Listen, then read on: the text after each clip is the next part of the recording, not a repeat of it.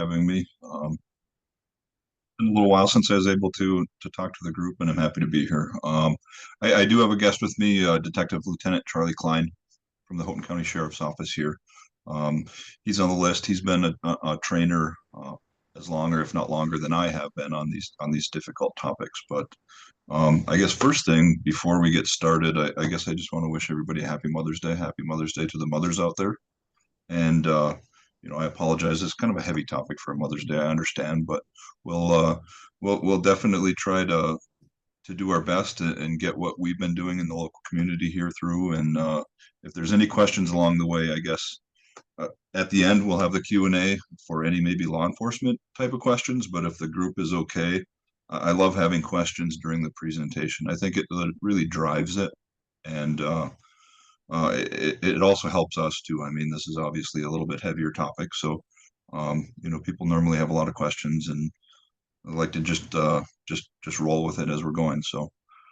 Um, so anyway, I guess what I'm going to do is I'll start out here just talking a little bit about history, um, acts of violence, you know, school shootings, and protecting our community and our churches, our businesses, our kids, our elderly, um, everything like that, what we've been doing locally here. And then what I'll probably do is turn it over to Detective Klein to talk for a little more specifically about the trainings that we do.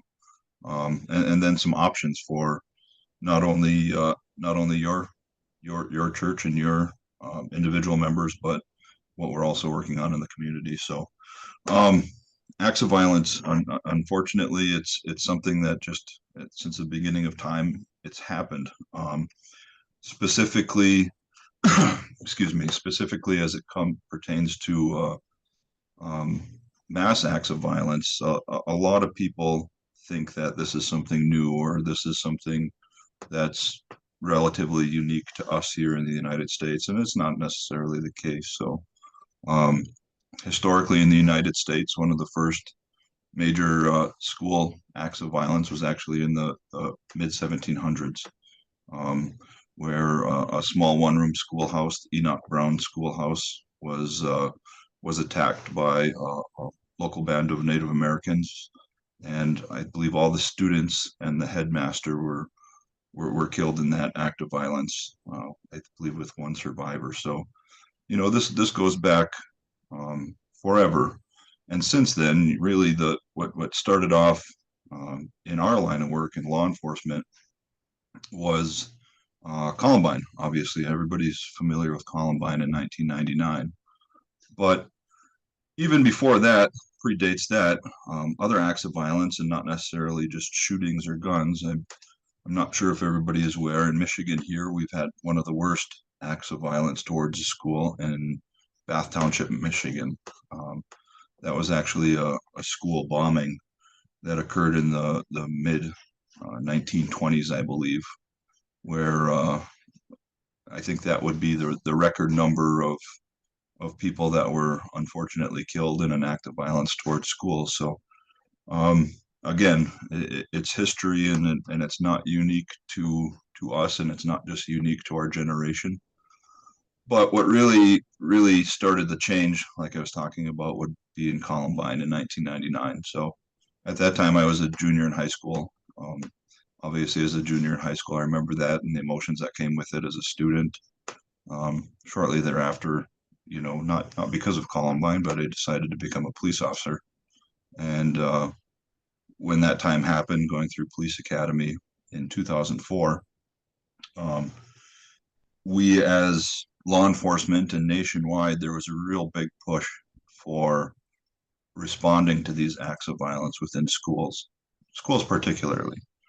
Um, this really comes from the fact that at that time in the late 90s and even early 2000s, a lot of police response was directed if there was any type of acts of violence or mass acts of violence, that we would secure a perimeter, and we would call in it specialized units to come in. Um, Obviously, that that was an example, being one of the worst acts of violence in a school, and the most deaths with a school shooting.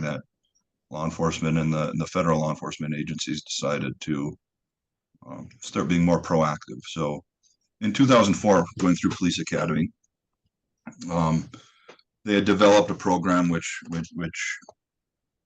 empowered officers to, when responding to these type of incidents, directed us and empowered us to actually go into the buildings, go after this act of violence. Don't wait, don't hesitate. And at that time, it was called quad training. Um, won't really get too far into the tactics of it, but it was um, it was a lot faster process than sitting and waiting outside. So that quad training has evolved between then and now. Unfortunately, we have a lot of data. We have a lot of um, things that work and don't work over the years. So our training is constantly evolving. So like you mentioned, I moved back to the area here in 2007.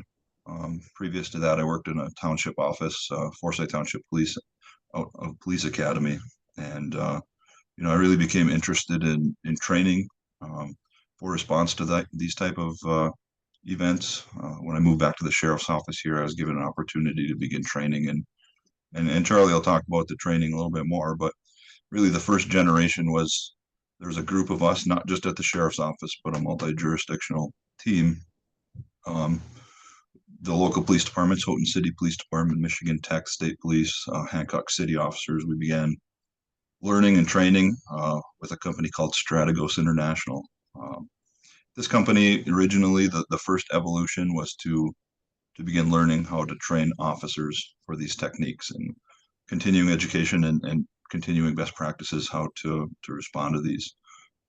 Throughout the years now, this same group, Charlie and myself and a few of the older guys now, quote unquote, we began learning through the same company, Strategos, how to train with teachers, to train with schools, to teach them how to harden the schools. That kind of evolved into going outside into local businesses, churches, the health department, or excuse me, Copper Country Mental Health, different places that that people really wanted to hear what they could do, and how it's been a positive out of this is it's been real positive to be able to empower people to take care of themselves, and really in these circumstances, individuals like yourselves really are the first responders to these type of incidents, depending on where it is.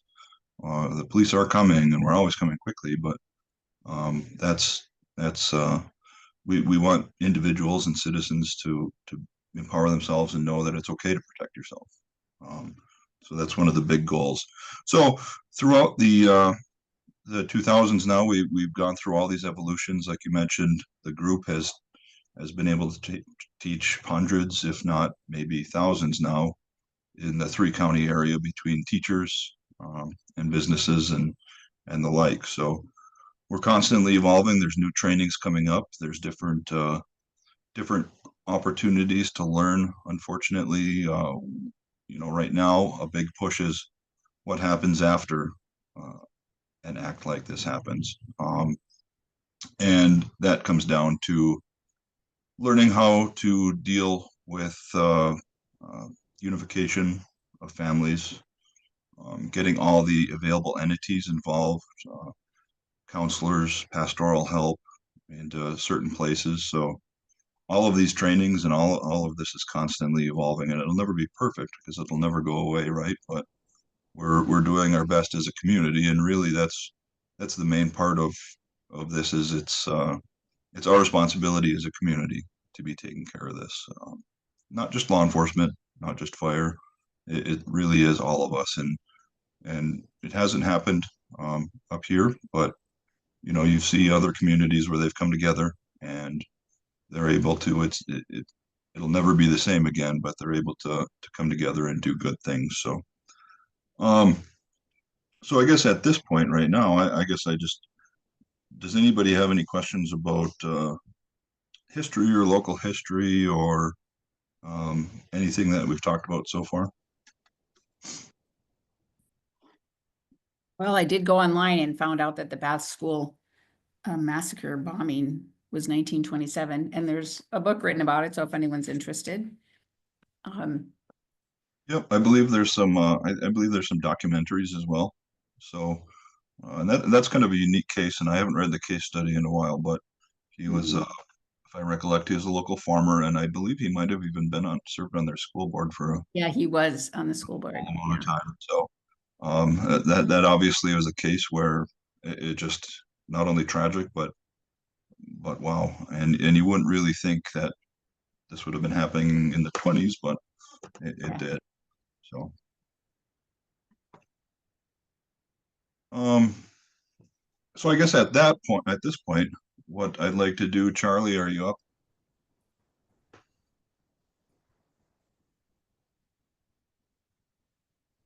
Can you guys hear me? Yep. Yeah. So Charlie Klein, Detective Lieutenant extraordinaire. He's been a police officer since 2003, a little bit longer than I have. He's been at the sheriff's office since then on a part-time to full-time basis. He's been our detective lieutenant for the last couple of years. Has already had a lot of big cases. It does a great job, and he also leads. Not only does he help with the multi-jurisdictional team here, he leads our department from our field services division.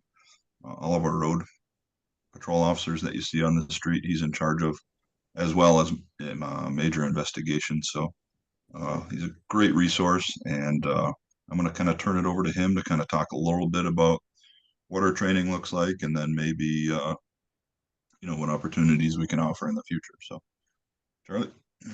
Morning. Thanks for inviting me, Josh, to enlighten you guys on our practices. Just real quick, I am born and raised in Hancock. Spent my whole life here except for the 5 years I was in Marquette attending NMU for my degree. So my heart is here in our community, and I want to make sure our community is safe.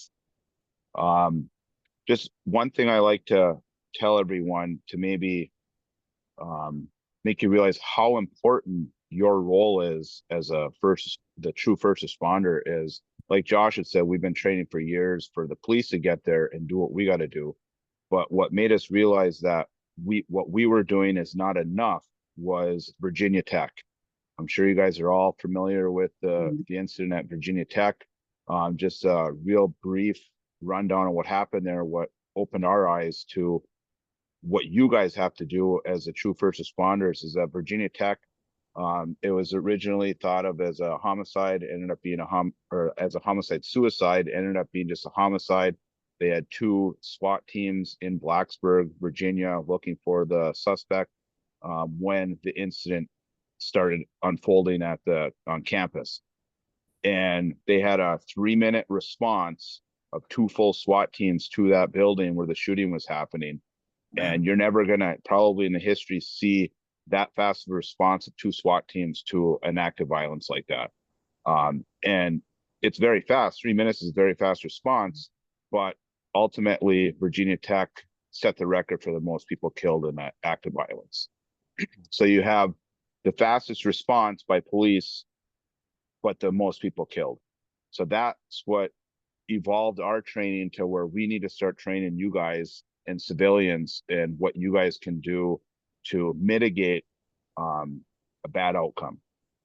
So we started with Strategos. You're going to hear me harp upon on access control. What we want to do for schools is limit access to the inside the building to just anyone to be able to walk in. And as far as churches go, so brief history on Strategos. Strategos is actually, they started off as they're Baptist oriented, and they started off, their first thing was training churches in church security. And then they evolved into law enforcement and other entities. So a little bit, I never been to a church security school, but a little bit that I picked up from them is a lot of these churches, they'll have like a armed security group of people that monitor the service as it's going on. And one big thing that Strategos stresses is once the service starts, lock all your doors. And your armed security would then monitor those doors for late arrivals. So at least you know, as the service is going on, no one's going to surprise you and come in if they are wanting to commit an act of violence. So that's the big thing is we want to limit access control. And that's just one suggestion for, you know, when the service starts. Some other things that, so if you look at it as, we use the 3-out model, lockout, get out, and take out is the model that Strategos has taught us and that we passed on to all the schools and businesses and healthcare facilities. So lockout is you're going to lock the bad guy out of your area that you're in. And there's several different ways that you can lock them out. The first thing is, you know, what we teach at schools is start with a locked classroom door, locked and closed. So we stress teachers to teach with their doors closed and locked, because now you're one step ahead of the bad guy. And that goes to when your service starts, you know, have your doors locked and just have your crew monitoring their doors so late arrivals can get in. Always be prepared for something to fail though. You know, like teachers, we say lock your doors, keep them closed. But what if that fails? You know, they do have a device called a lockout tool that they can put on their door, that's on their doors, that they can engage, which is like a deadbolt into the floor. But what if that's missing or inoperable? So we teach lock, layer, and reinforce. So this is only like if an event is going on, if someone is actively in the school trying to cause harm, you know, now your door is locked and closed, but layer it, reinforce it, barricade, you know, pile a bunch of stuff in it, because ultimately what you're doing then is not only are you preventing access to the room, you are slowing their progress down and you're giving us as police time to get there. So if the person is, if there's no specific target and they're just trying to get a high casualty number, they're going to move on and bypass that room that they can't get into, and they're going to try to find an easier accessible room. So you're buying time. Now think of the lockout, get out, take out as you don't start with one specific one. It all depends on where you are in relation to where the threat is in the building. So if the threat is on the other side of the building from where you are, now you can lock, layer, and reinforce your area. And you can start thinking about what are you going to do if that fails. If you're a single-story building, now you have the opportunity, if you have windows, you could escape. I wouldn't necessarily escape from that area if your lock, layer, reinforces is not being compromised, because you don't know what's outside.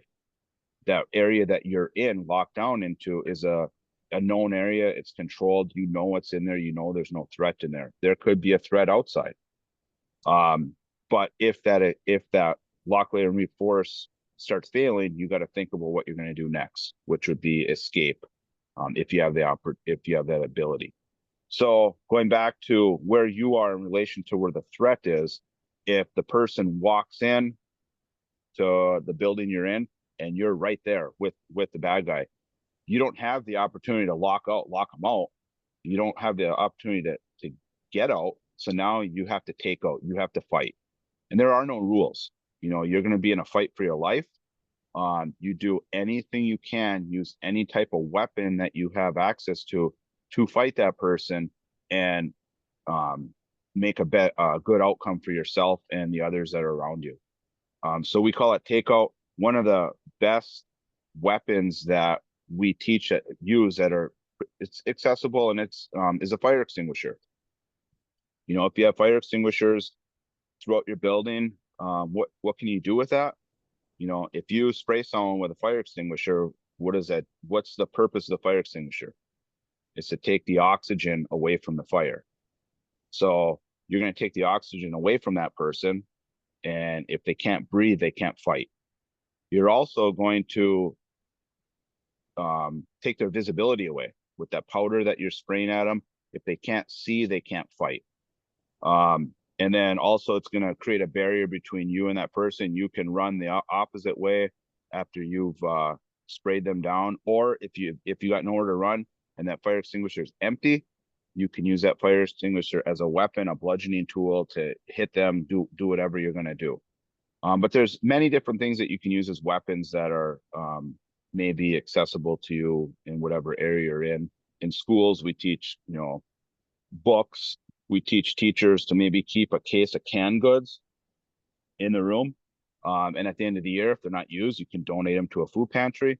But those canned goods can be handed out to the students to, if someone's trying to get into the room, they can all throw those canned goods at the person, and it's going to make them think twice about entering that area. The get out. So if wherever you are in relation to where that bad guy is in the building, if you don't have the ability to lock out, or you're not close enough to take out, then you're going to get out. You're going to escape the building. And what we have schools do is we have a rallying point.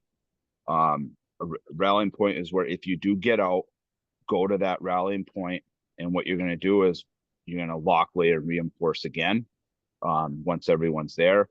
But then you can also, as we say, take attendance to see who's there, because obviously when this event or this tragedy is the threat's eliminated, now as law enforcement, we need to account for everyone that was in the building, or so we have to figure out who escaped and who hasn't escaped. That starts the reunification process. Any questions so far? Well, I am curious, how do you train, especially students, and have them not be afraid? Because that's heavy stuff to be thinking you have to be prepared. It is. And that's, we don't train the students on the 3 outs. So we go in and we train the teachers and the staff. We run mock scenarios. We allow them to sit out if it's something that might be too traumatizing, or if they have health problems. What we always do is after we've done the training, and we usually do some hands-on stuff to teach them how to tie their doors shut. We use paracord. Obviously, we can't do that in a Zoom session, but that's something that we can show. It's quick and easy, and it works. But so we teach the teachers to do all that, but we don't teach the kids.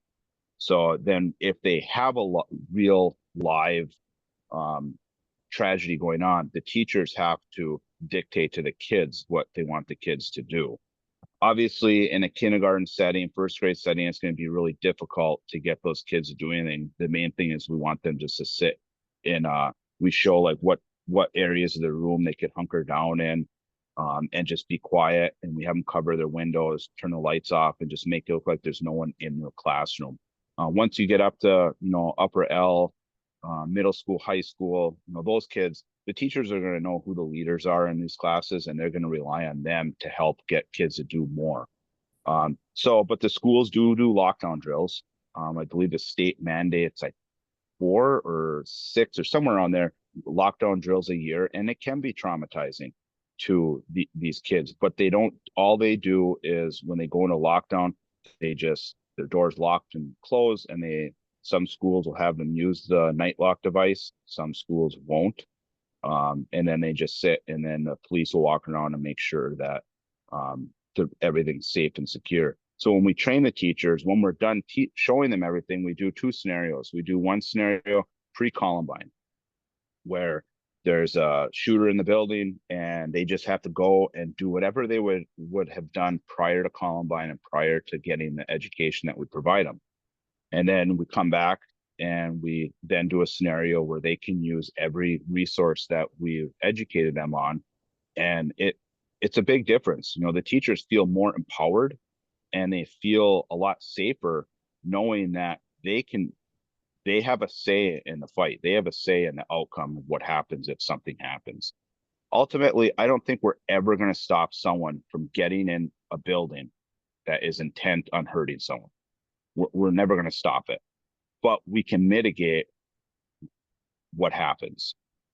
So I've been in the schools when they do their lockdown drills, and literally within 20 seconds of the school announcing lockdown, every school in our area is locked down tight, and you can hear a pin drop in those buildings.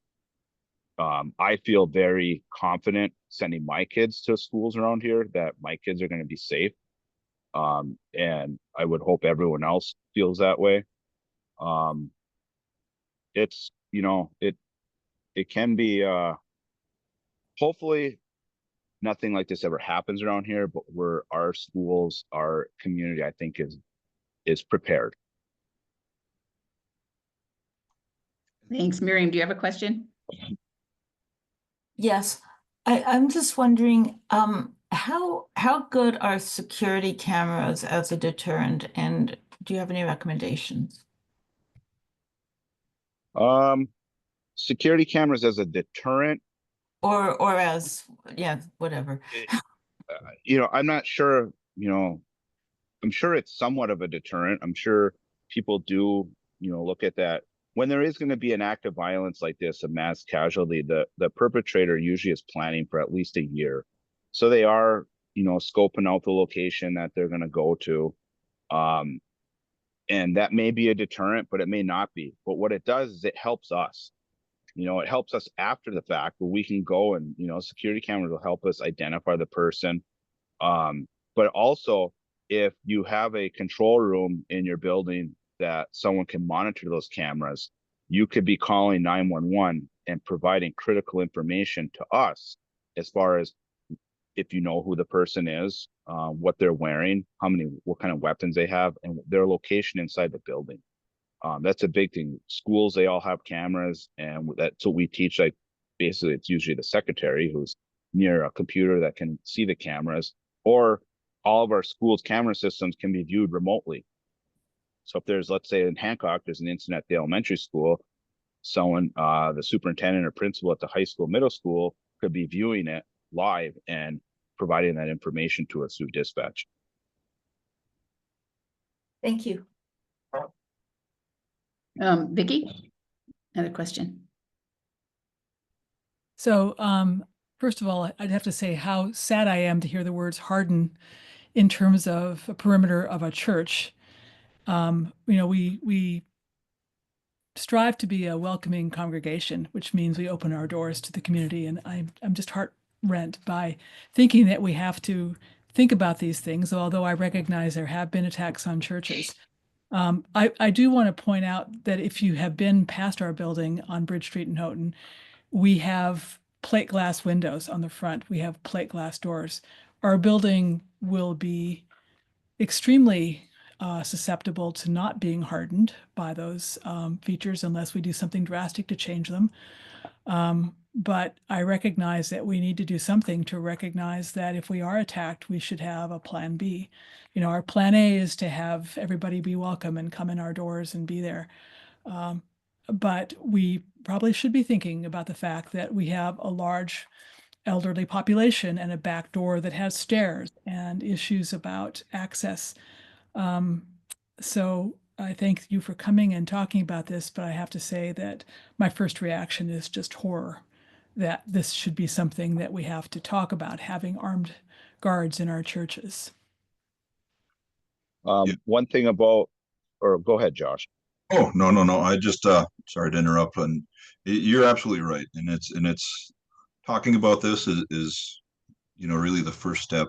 And no matter how uncomfortable it is to, like Charlie said, empower ourselves as a community. So, I talked to Joan while we were setting this up a while ago, and we would be more than willing to come to the new church property and kind of take a look around to see what, if there's anything that we might suggest that your congregation does. So there are things that could mitigate glass exposure, those types of things. And security wise, we would probably want to do that in like an in-person, maybe with your board members and give those suggestions. Bill? Do you at the sheriff's department or the fire department maintain pre-plans, floor plans? Do you have floor plans on file? Do you want to accumulate plans? We, we do. We've had a really big push. All the local schools have, some of them have received grant money that they use to develop floor plans and pre-plans that all of the local police departments have, as well as us and the state police. Charlie worked really hard on a project within the last 2 years with a couple schools. We have a company called McLaughlin who came in and helped us develop similar floor plans to several different schools. And those plans are kept here at the sheriff's office, and then also our emergency operations center, our mobile unit, which in a case something were to happen, we would be able to deploy that mobile unit closer to being on scene. So we don't. How sophisticated do we need to have as a floor plan to give you? Is it something we can just draw up on CAD or? Yeah, a CAD blueprint. Really what we would be focusing and looking for would be the floor plan and then the entrances and exits so that we can communicate different. If we needed to respond to where you're at, we would know the best way to get in and out, ingress and egress. Unrelated question or second question. What is your sense of intelligence gathering? What's happening on just keeping an ear to the ground about events? I know that when Temple Jacob was hit a few years ago, that was quite a shock to our community, and we're somewhat concerned that we may be an outlier that might be a target. How's the best way for us to just kind of have a sense of what the murmur is? I guess ear to the ground, we haven't really heard of anything specific against any local churches here, or schools. I think that the best practice, all of this really stems around people seeing something, say something. All of these cases, case history that we look at, all these acts of violence, there's been signs that were never reported to the law enforcement or anybody else. So, we don't want to stigmatize people, but if there's something going on in somebody's life, like Charlie said, a lot of these events people are planning for a while, right? So, there's normally somebody that sees something that's a little bit off, something that's different. By all means, please, if you see or hear something, say something, even if it's just on a private level. You call and say, "Hey, Charlie, hey, Josh, like we noticed this person, let's just, as an example, say online, they're saying this stuff about us or this congregation or that congregation." Even something like that, we'll be following up on and taking a little bit better look to see what's going on. So that would be my suggestion: is something is amiss, please let somebody know. I'm wondering if, like, sometimes there are special events at our fellowship that are possibly, some people might be upset with us having such an event. Do you think that it would be a good idea, and how would we go about getting like extra security for those events? Like if we're having the Transgender Day of Remembrance and something like that. I guess the first step would be to call your local police department. So with the congregation being in Houghton City, notification to them. If the congregation or the board feels that they would like additional security, I would start by asking the city, and if nothing happens there, we would potentially have some suggestions. We have employed, we allow deputies who are off duty to be employed or to help with security situations like this. So there are some options, and I know, Charlie briefly talked about church security and members and firearms.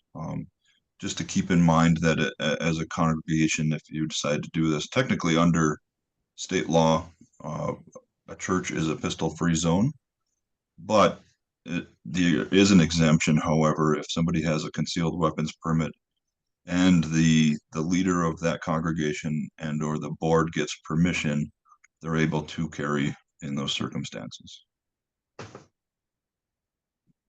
Again, it's not something that these are very personal decisions to make, and they carry a lot of responsibility. So put some thought into that as well.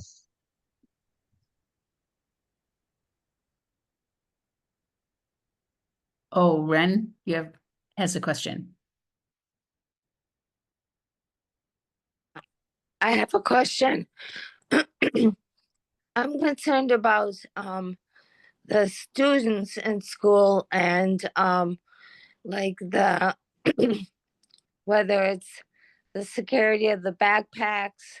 You know, we've had incidences in the past where there have been, whether they're explosives or intentional things that can cause harm.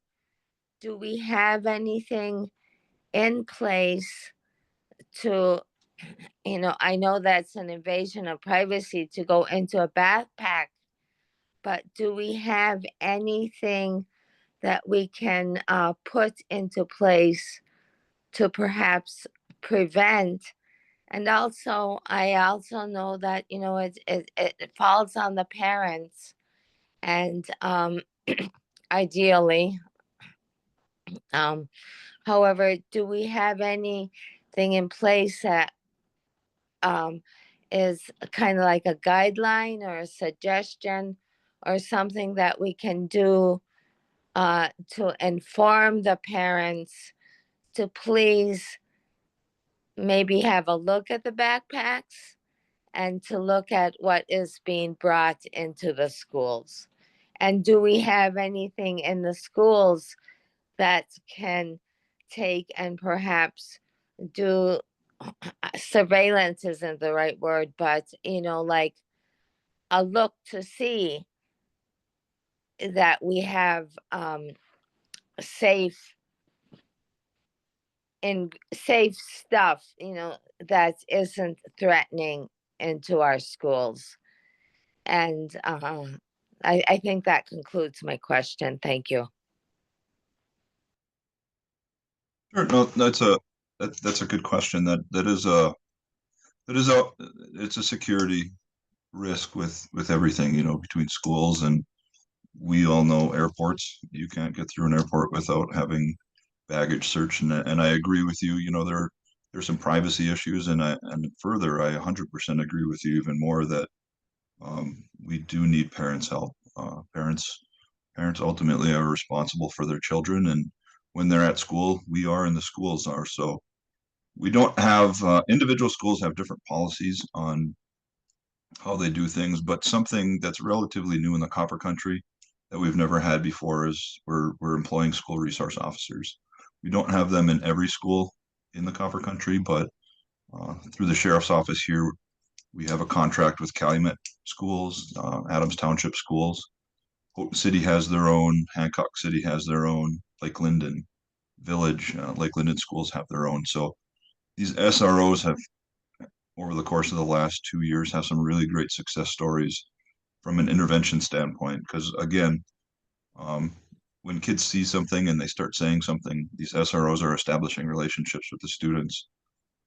Can't talk too much about the cases because it's ongoing still, but Calumet schools, we had a pretty legitimate serious threat that our SRO was informed of because of those relationships and bonds that he formed with the students.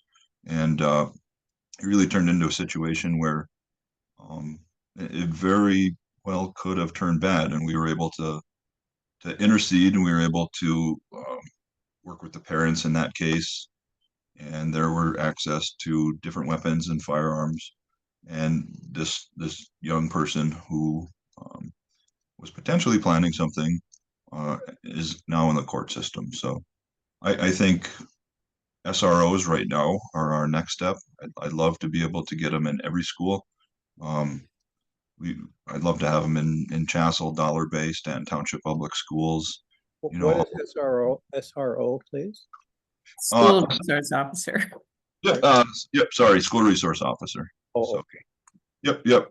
I have- Sometimes I speak cop talk, so if I say anything that sounds different, please let me know. ask, let me unmute. I'm unmuted. This borders on my line of work, but one of the screening tools at the doorways is magnetometers, and of course they are of some cost, and also they are somewhat effective. Could you comment on that? Are you familiar with using magnetometers at the door? Yes and no. So Okay. we do have a magnetometer at the courthouse. Oh, really? Of course, that's only useful if you have somebody manning the magnetometer, correct? So Yeah. that's where the or the metal detector, for a lack of better terms, right? So that's where actually having that individual there using those tools, It's got to be a trained person. you've got to be a trained person, and I hate to say it, but a lot of that always comes down to money, and not only purchasing the tool but employing somebody to use it. Gotcha. What about the school resource officers? Who pays that cost? So the individual school districts pay that cost.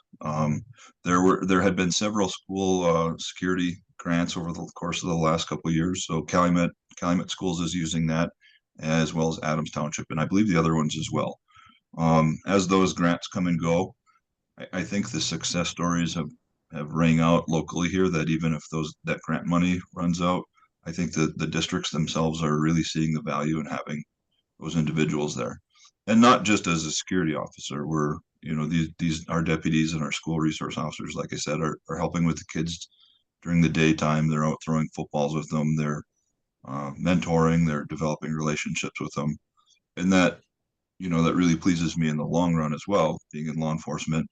And some of the negativity that we see, we're really able to help some of these young people understand that we're not just police. We're not just going to arrest you or give you a ticket. We're really so much more.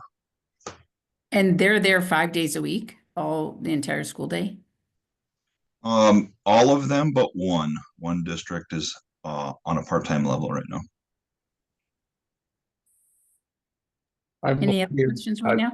I believe Houghton Portage Township schools have a policy that anything brought onto campus is subject to search. No expectation of privacy for anything that's brought on campus. Yep. Each individual school. I'm not familiar with all of them. And that's rings pretty true. If we have canines that come into our area, sometimes police canines, they'll walk through the schools and they'll do drug sniffs, just like you said. There's no expectation of privacy. Looks like Alan has a question. Alan?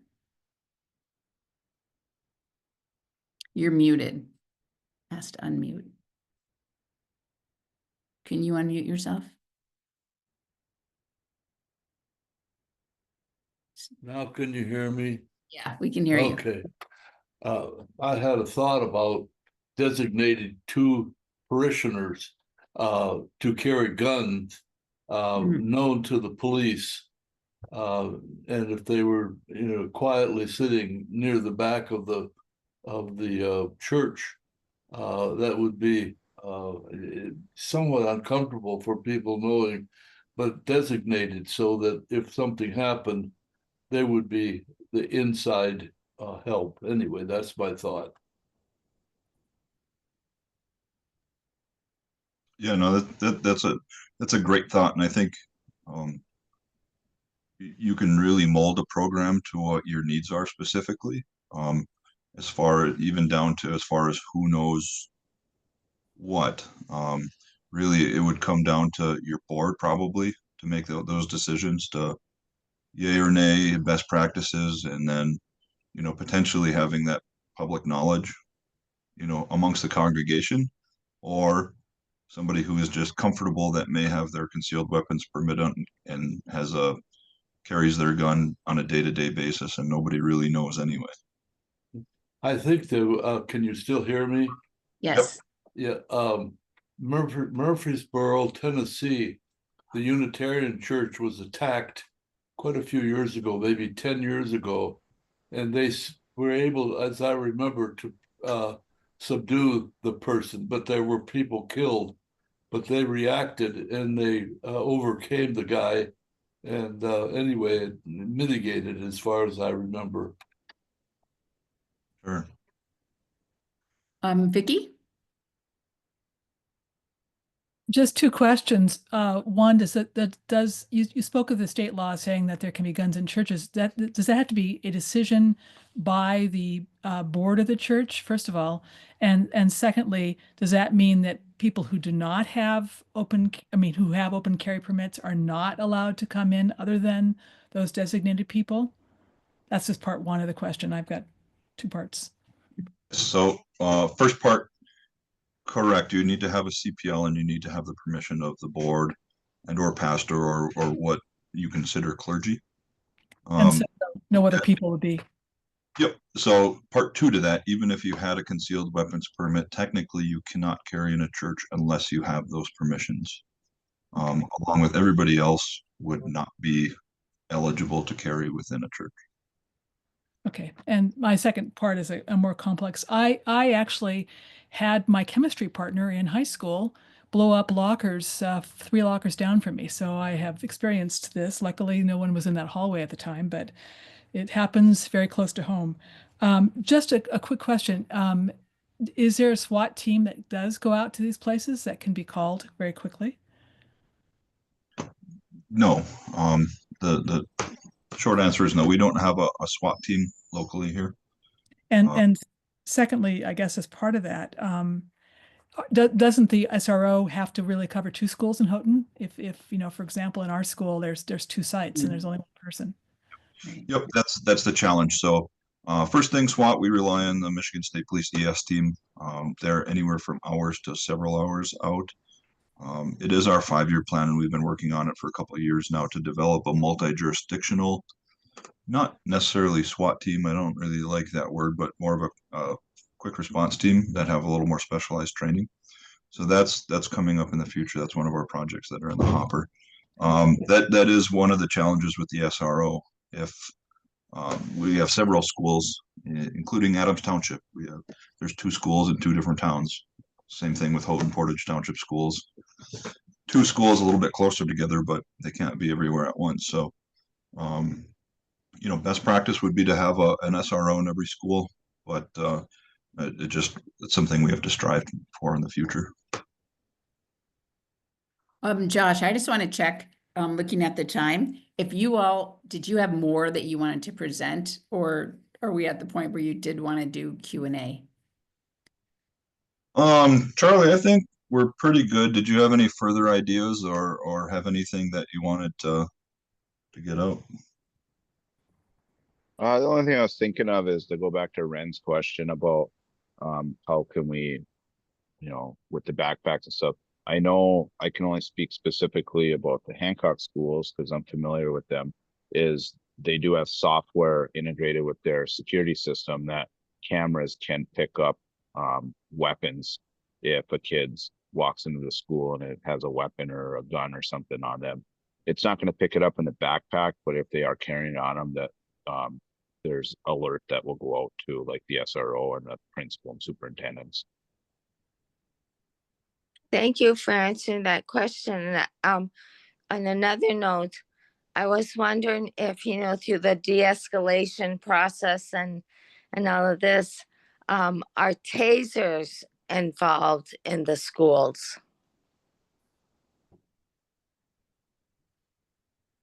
So the schools do not have any weapons. The school resource officers are armed as a police officer would be, including their sidearm and tasers. De-escalation is that's another good question. That's something that's also been evolving over the course of the last couple of years.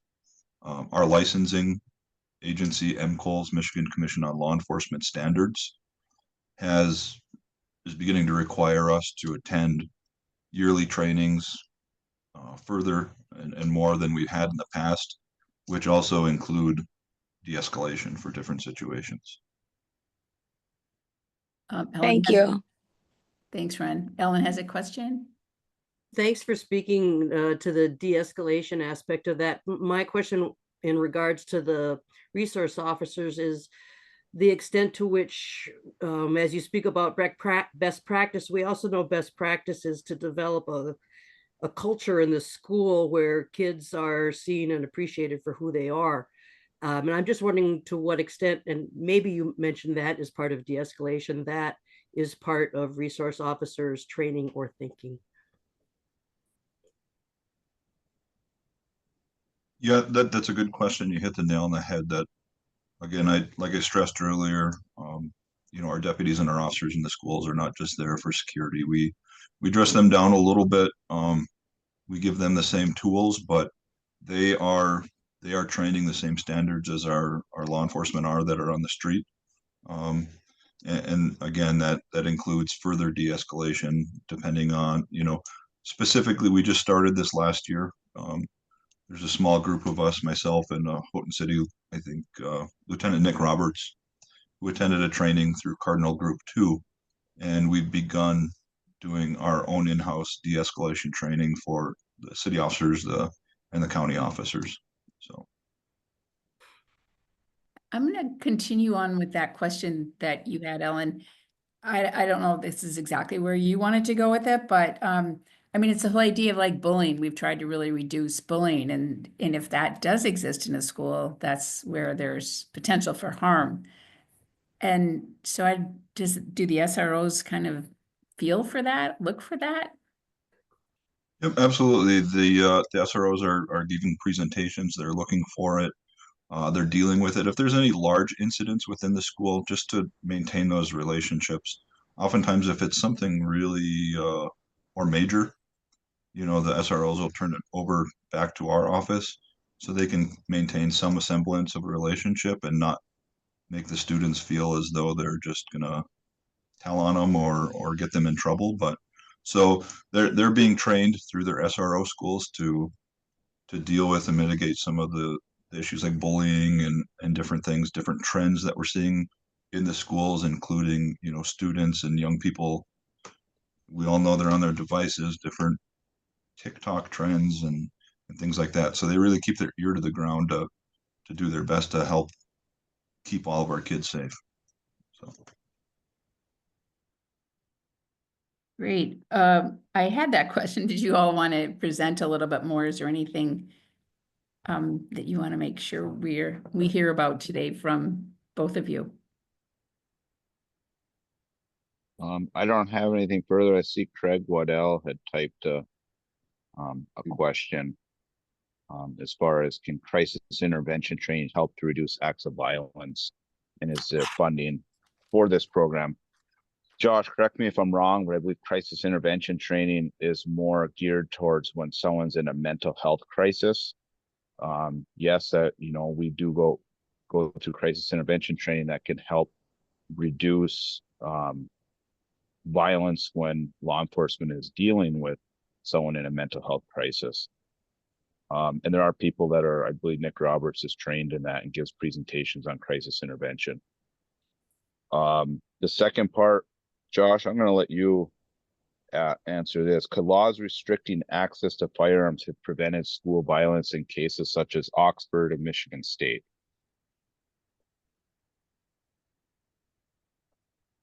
I'm just reading through it real quick. So we have a lot of firearms laws on the books. Historically, when people are planning to do these acts of violence, they take any opportunity, I believe they can, probably to procure weapons that they would need, even whether they be firearms or any other weapons. We've seen cases throughout the world where there's mass acts of violence using hand tools and other things. So I think that the state that these individuals are in, the way that they're planning, they are potentially going to find something. So I can't say whether or not, I wouldn't have an opinion whether it would have prevented any violence. I have a question. a couple of years ago, there was a free speech event supporting a particular political view downtown Houghton. And I saw an individual carrying a rifle. And I said to myself, somebody should keep an eye on this guy. And of course, we are. It's our right to bear a rifle. What should we just let it be? Or should we talk to the police ASAP? He was not brandishing it, but it was upsetting to me that anyone would bring a firearm to a peaceful march. We have individuals that will open carry, walk around throughout the community.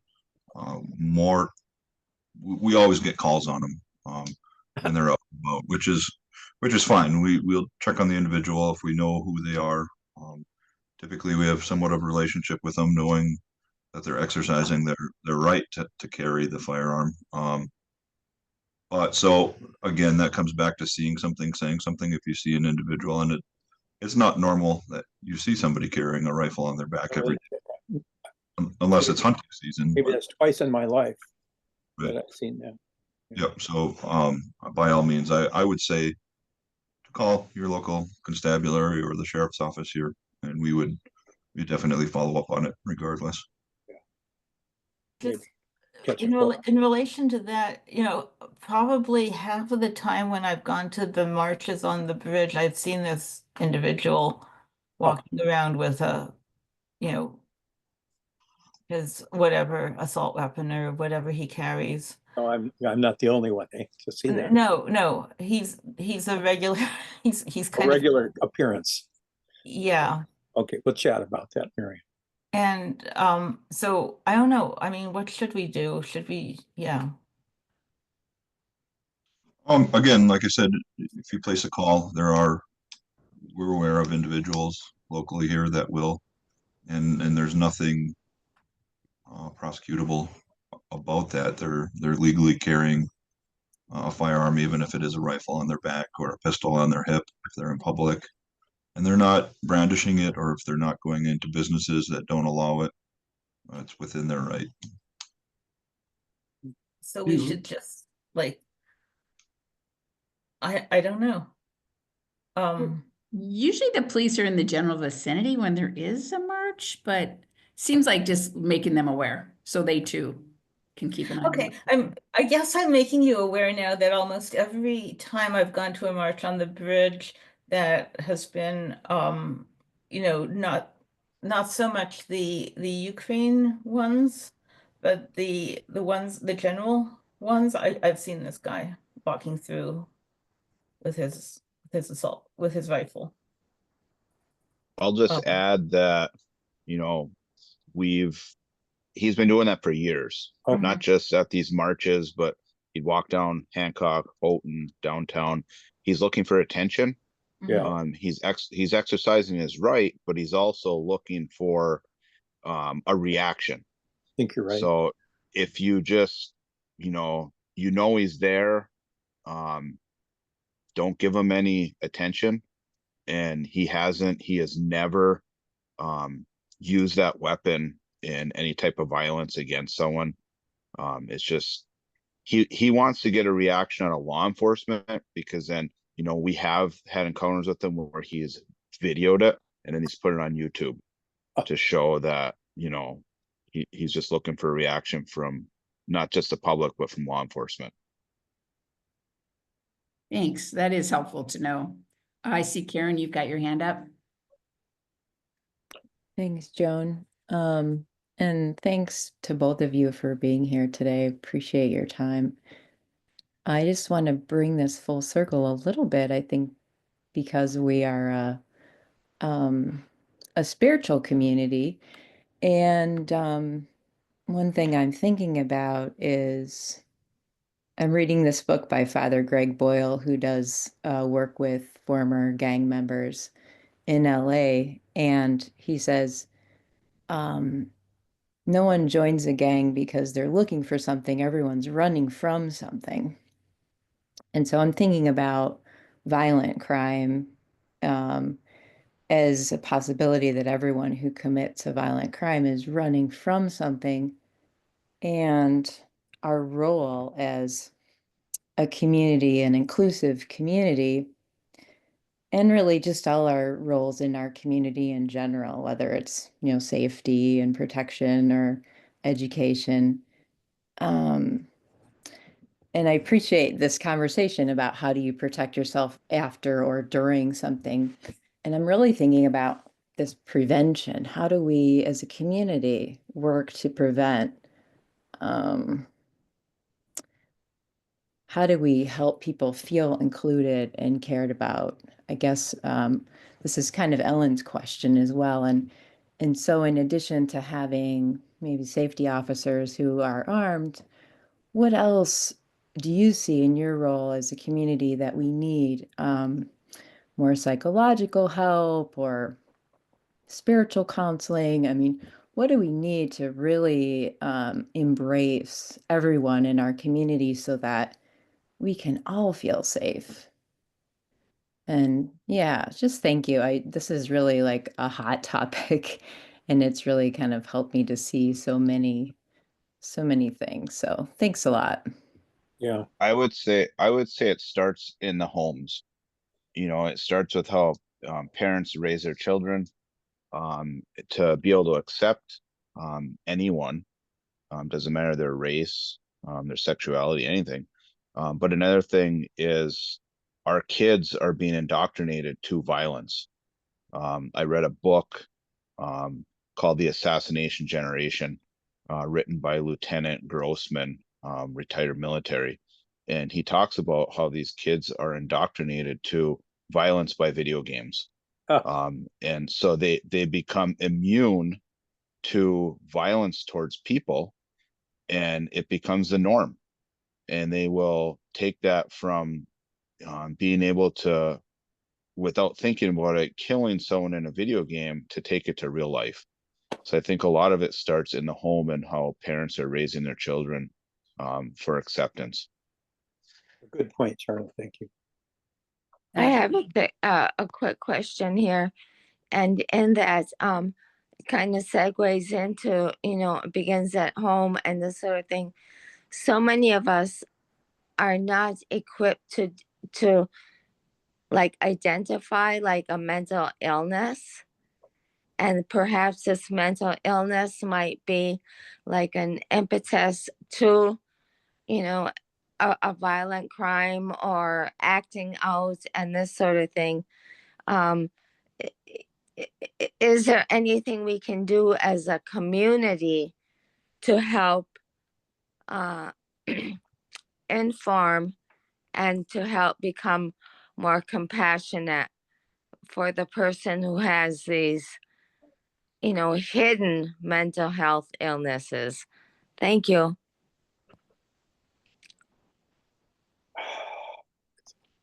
Yeah, it's a real tough one because another thing that we've talked about a lot in the last couple of years is our mental health system. We have some really, really good groups here in our community, but it seems like nationwide we are failing in that regard as well.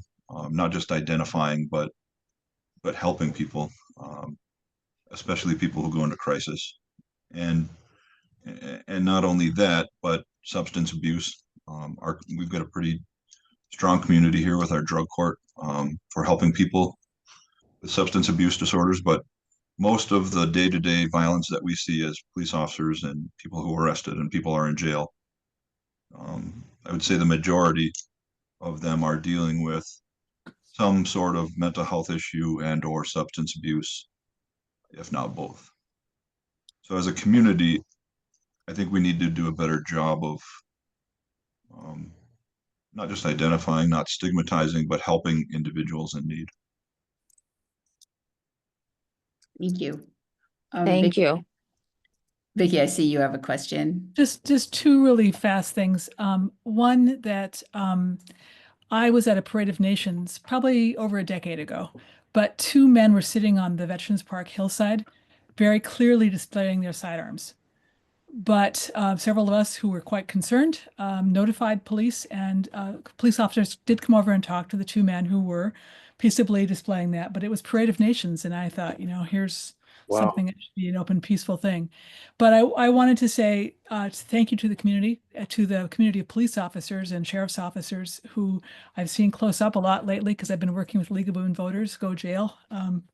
But one of the things that I wanted to say was that these are people who are here to help us. And if we inform them, they do help us do their jobs well. So thank you for your service and thank you for your work. And thank you for coming today and talking with us.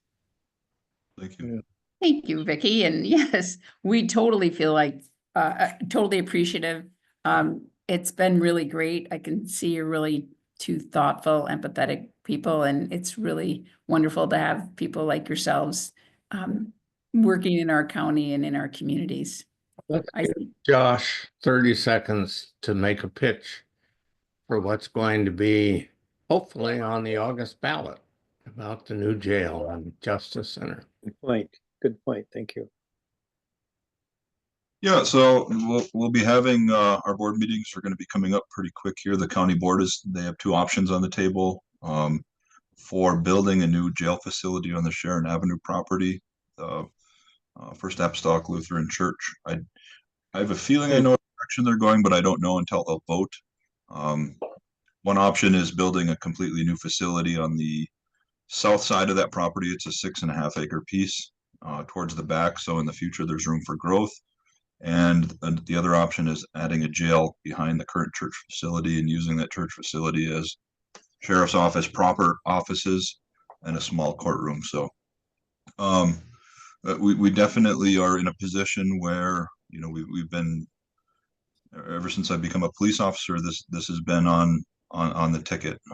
It's needed not only for not for the inmates. We're not looking at building something big and new and fancy.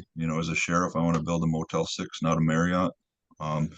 But the jail does have to have amenities for the inmates that are reasonable, efficient, and safe, not only for the inmates but for our employees here. And our biggest challenge that we have right now is space. That's not only just storage space, but that's space for inmates. It's called inmate classification, and that's the problem that we have every year when we have our inspections. We have a 28-bed facility, but that doesn't mean we want 28 people in our facility. That classification dictates inmates based on their race, their crime, their prior criminal history, their current offenses, whether they're convicted or not, or sentenced or not.